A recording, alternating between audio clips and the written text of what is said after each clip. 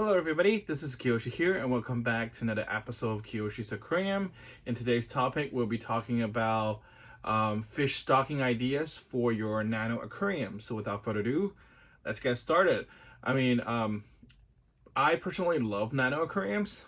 For me, they're easier to aquascape, easier to take care, and also it's just more personal and more relatable because I can have, let's say, a 5 gallon tank or less on my work desk, in my bathroom, at the office, etc., where I can spend majority of my time, spend the most of my day, you know, being next to the aquarium, watching the fish, how they're doing, working on the plants, and yeah, just it's very healing, and I just like the nano aquarium overall because of that aspect. And because the aquariums are small, nano aquarium, for me, nano aquariums are usually between 1 gallon to 5 gallon. Never get anything less than a 1 gallon, please, because that's not suitable for any living things. From 1 gallon to 5 gallon, I consider it as nano aquariums. Because anything under 5 gallons are pretty small, so the stocking that you have to be very careful because not all fish that you want it that are beautiful, that are amazing, can fit in a 5 gallon or less aquarium. Therefore, from my experience, I would like to recommend some fish and also want to talk to you not to get certain fish for your nano aquariums, even though those are labeled as nano aquarium friendly fish. So here's my list. For nano aquariums between 1 to 5 gallon, definitely a betta fish. A betta fish can live pretty well in a 1 gallon to 5 gallon aquarium, and that's something I do recommend. And also shrimps, snails. These are all of the fish that I do recommend from 1 to 5 gallon aquariums. And then betta fish in general, they can, as for me, I believe betta fish is okay to be in a 1 gallon aquarium. However, if you can, please upgrade it to at least a 2 gallon. Therefore, your fish will have more room to swim, and especially your betta fish gets bigger, gets more mature, they will get bigger as well. So they will have more water and more room to swim around. So if possible, try to upgrade it to a 2 gallon to begin with. But I do understand sometimes the room is very limited. If you're only able to, maintain a 1 gallon aquarium, go for it. I think it's still better than them living in a cup. Just do your research, do your regular water changes, make sure your tank is fully cycled before adding the fish to prolong the lifespan of your betta fish.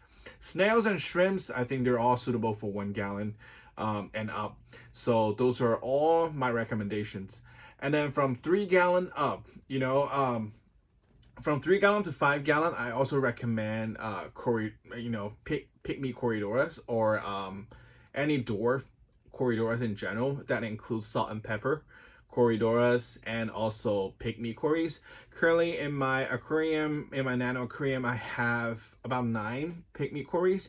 They're very tiny. They're very, dog-like creatures. They're pretty outgoing in my tank. Usually pygmy cories are very shy, skittish. However, my cories are probably dominating the aquarium. As you can see, I don't have a crazy amount of fish loads in the aquarium or fish stock in the aquarium, and I don't have you've heard a lot of people telling you a perfect ratio for the aquarium would be, there's some fish swimming at the top portion of your aquarium, some fish swims in the middle column, and some fish swims at the bottom column. However, being a nano aquarium, you can't really achieve that. Otherwise, that will be overstock and it would just too crammed with variety of fish that's in the aquarium. Consider single fish. For example, betta fish, you can just have one in a tank, and that will be your centerpiece. Or if you're considering schooling fish, make sure they're small.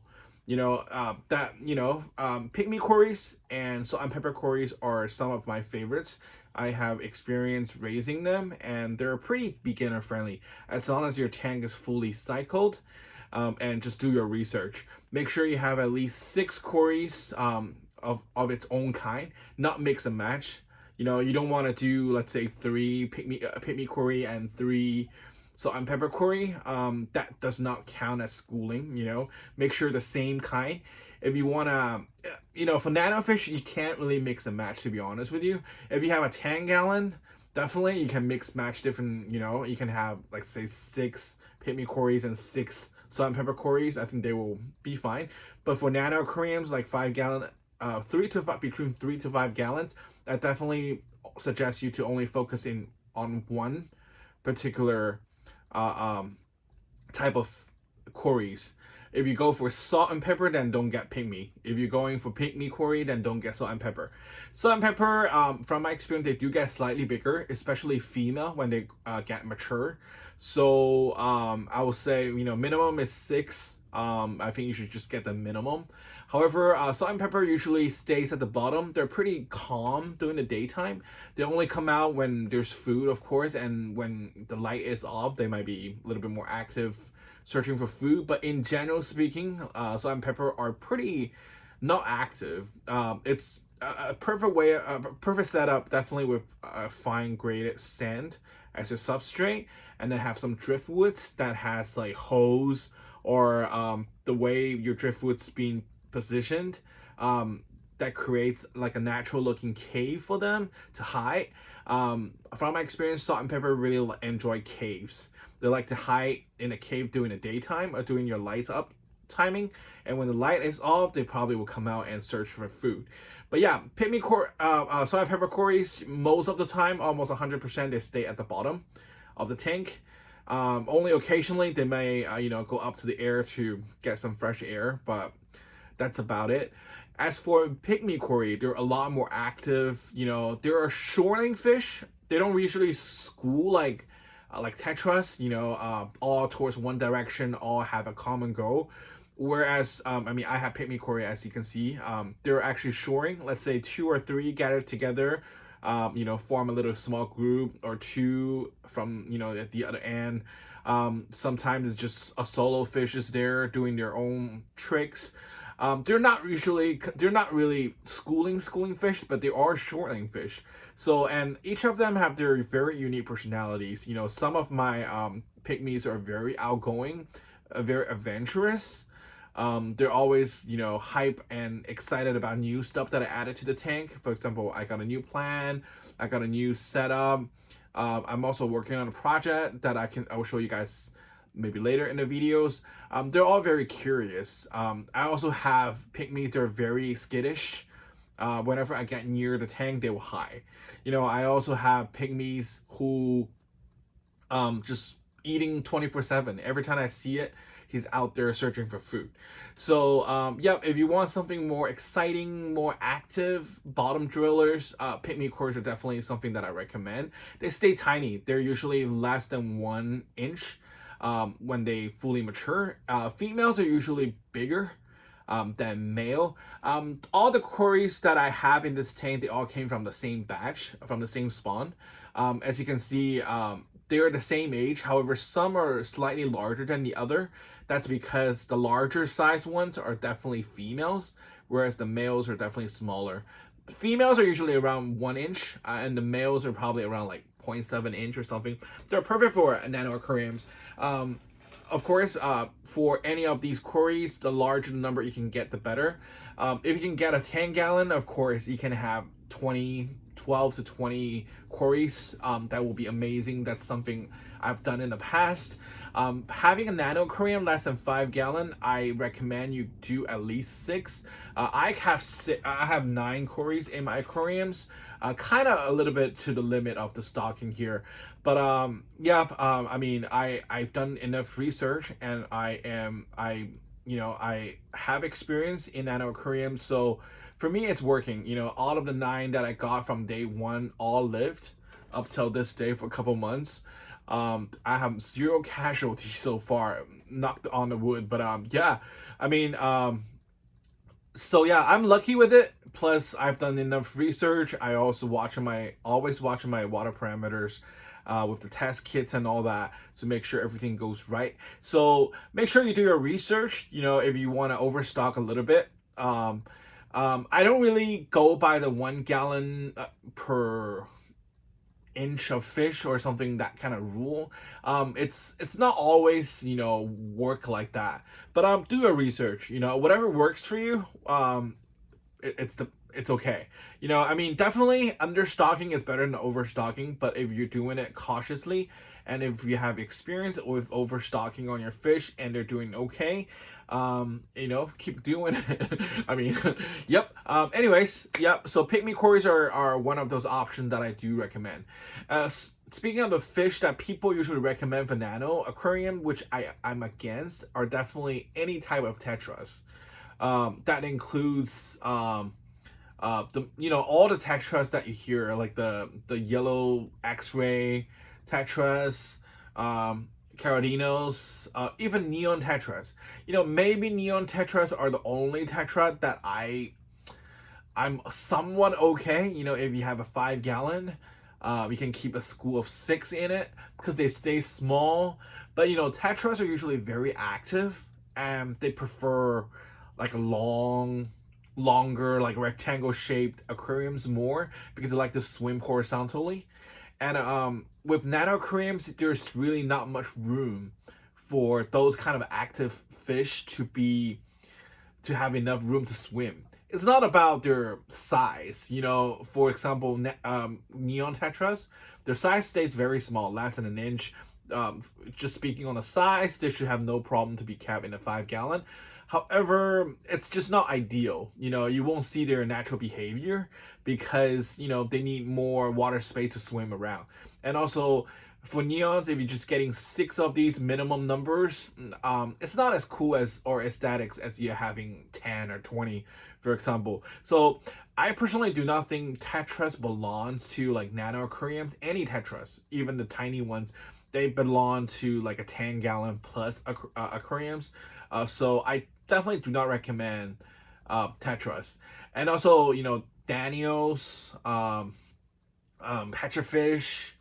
I've seen people, talk about those are okay for nano aquariums, or even, guppies.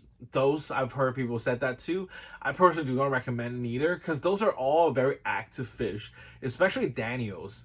Daniels swims like crazy. They're like psychological fish. Just keep swimming, up and down, and then just getting mad and crazy all the time. Smaller aquarium definitely is not suitable for them. It's like a suicide mission every time I see them bump into like walls, the glass. So yeah, I've just found my experience and what I think. I do not recommend those fish as nano aquarium fish. But yeah, still you still have a couple stocking ideas to go for. Definitely check out dwarf Corridoras. They're adorable. They're full of personalities, and if you do everything right, they will eventually breed in your aquariums. You can have a school of these, especially with the pygmy quarries. They're not only a bottom swimmer, they also swim mid-range, as you can see from the clips. They're swimming everywhere, from mid-range to the bottom. So having them, it's fun to watch 24/7, to be honest with you. And of course, shrimps and snails are definitely some ideas.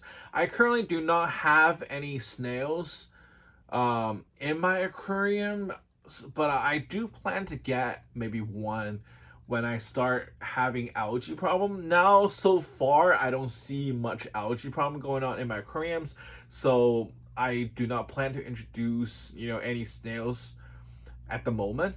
But we'll see. Wait and see until things get out of control a little bit.